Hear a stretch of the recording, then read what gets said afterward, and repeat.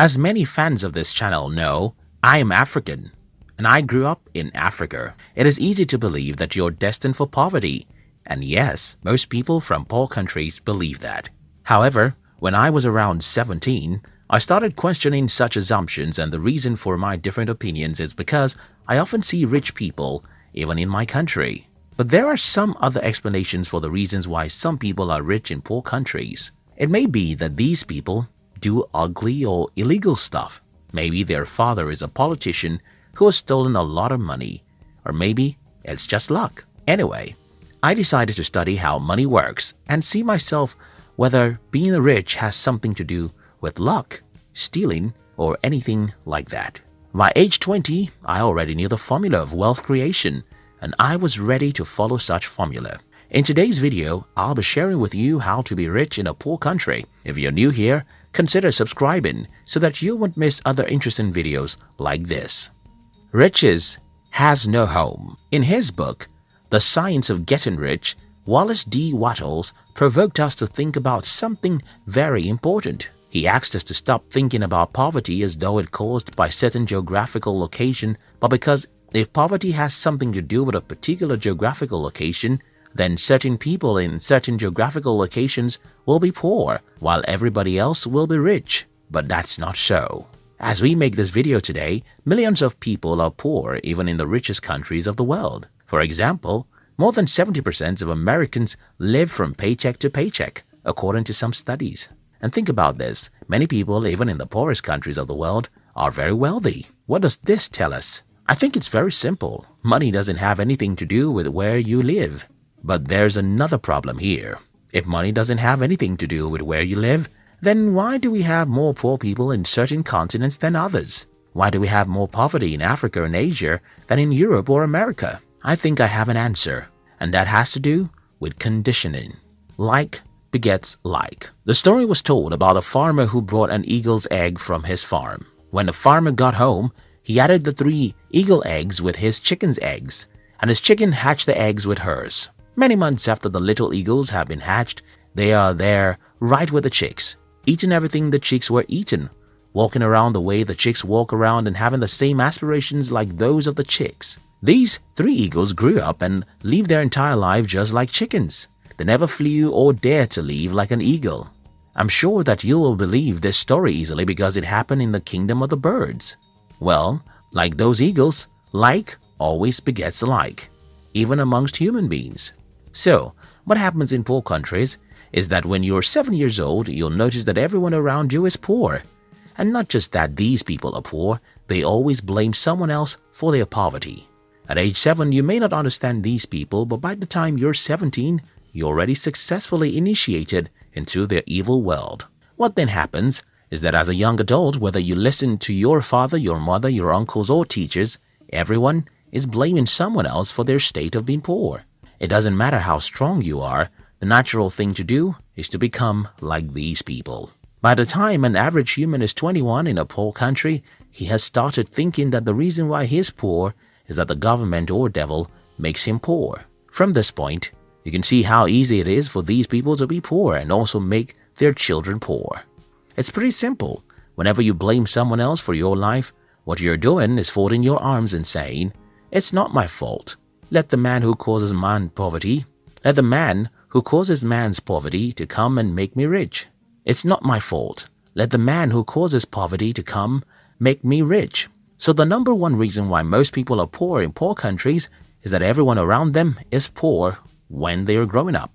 These people would not have become poor solely because everyone is poor. It's even worse because most poor people blame someone else for their poverty, and then they successfully teach their children to learn how to blame others for their lives.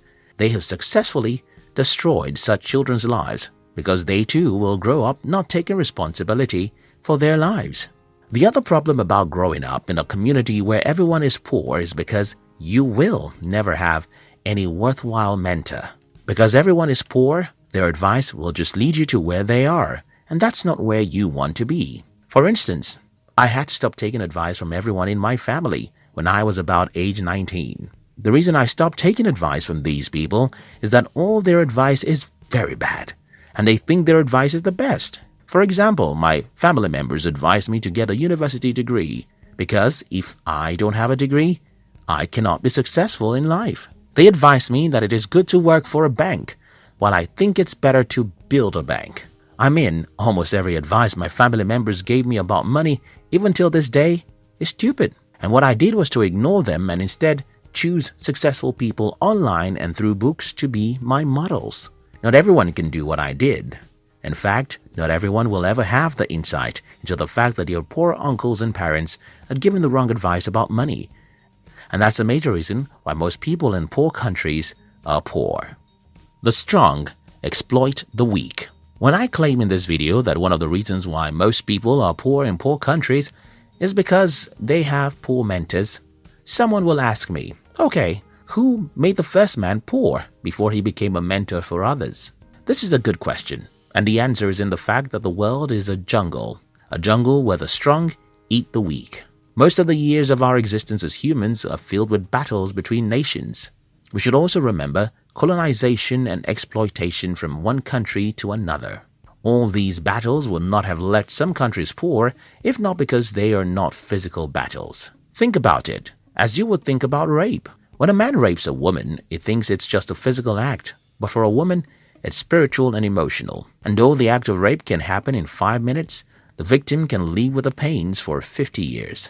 Similar things happen when a country invades, overpowers, and colonizes another for many years. For those who are asking how the first man became poor, I think that is how the first man became poor. But that's not an excuse for you to be poor. You see, the poverty of your forefather may not be his fault because he was probably taken as a slave for 30 years. But your poverty is yours because you have the power to liberate yourself. Country and personal prosperity. Another reason why many people are poor in poor countries is that most people seem not to understand that there are differences between national prosperity and personal prosperity. Because most people don't know that there's a difference between personal and national prosperity, many people in poor countries want to run to rich countries. Many Africans want to run to America. Many Indians thought they could migrate to Europe, and that's another problem. You see, running to a rich country won't guarantee your prosperity, because even in the country that you're running to, most people are still poor. Now that I've tried to pinpoint some of the reasons why most people are poor in poor countries, let me try and show you how to be rich in a poor country. 1. Disown every mentor you have. Well, I don't mean that you should legally get rid of everyone in your life. I simply mean that you should stop taking their advice or spending much time with them, except they are positive-minded. Growing up in Africa, the culture of my tribe requires that I listen to and follow the advice of everyone who is older than me. But at about the age of 19, I started revolting against the advice of my family members, especially their advice about money. When I was 21, it had become very obvious that I was a black sheep of the family. Until today, these people just don't have any advice I can follow about money. Don't get me wrong, I love my mother, father, uncles, and siblings. I love my African friends, but I don't take advice or spend time with you if you're negative. This is the first thing I think you should do if you're from a poor country. Do away with negative people. Stop taking money advice from poor people. Instead, go to the library and read books from the rich and successful people. Check online and follow some inspiring people who will make you believe in yourself. 2. Understand the difference between personal and national poverty. Don't assume that you have to be poor simply because your country is poor. You can be rich, even in a poor country. As I have explained earlier, being rich is not a factor of where you are from or where you live. Being rich is a factor of how you use your mind. 3. See the half-full cup. I suffered ill health for the first 17 years of my life, and I hated life for every minute of those sicknesses.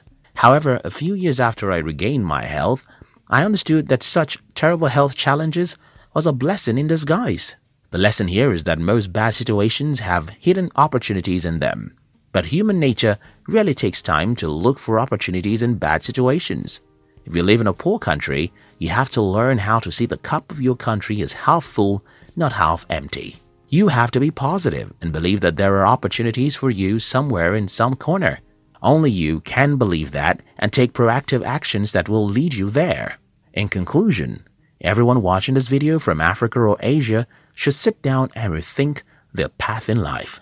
We should stop being negative about what is possible for us. We should believe in ourselves and pursue really big dreams.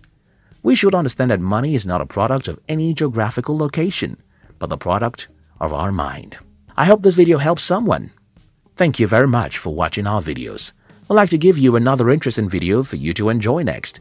But before then, our team will be very happy if you can like this video and share it with your friends on social media. If you're new here, don't forget to subscribe, so you won't miss other interesting videos like this. Look at your screen now to see 2 other videos we handpicked for you to enjoy next. We love you.